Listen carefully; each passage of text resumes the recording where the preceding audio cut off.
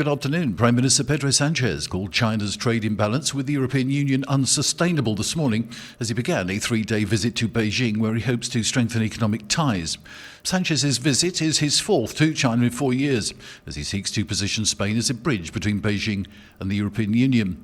US President Donald Trump's tariffs and unpredictable foreign policy have caused concern among Western leaders, many of whom have gone to Beijing in recent months, seeking closer ties. However, Sanchez stressed today that trade between the EU and China was imbalanced, calling on Beijing to open its markets to European imports.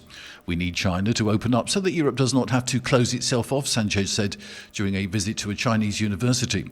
Last year, Spain ran a trade deficit of €42.3 billion with China.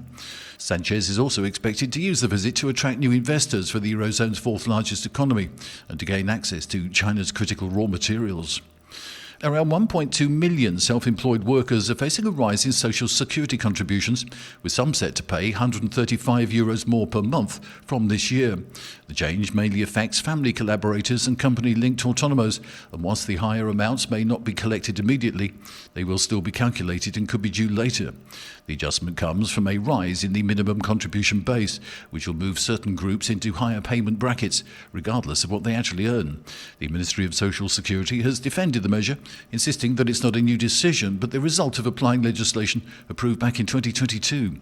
According to the government, that law already set out that by this year certain categories of self-employed workers would align their contribution base with the minimum level used in the general system. Gym operator Basic Fit has suffered a data breach involving around 1 million members, so a company spokesperson said this morning. Basic Fit owns gyms serving over 4.5 million customers across 6 European countries, including Spain. It also runs a franchise model in 6 other countries, which uses a separate system and was not affected by the leak. The breach involves members' bank account details, names, birth dates and contact information.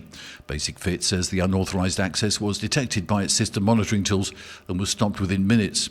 Members whose data is involved have been informed, so Basic Fit said. And the government reopened its embassy in Tehran this morning, so the embassy in Iran announced, just days after the United States and Iran reached a temporary ceasefire deal. That's the latest from TRE. I'm Bob James.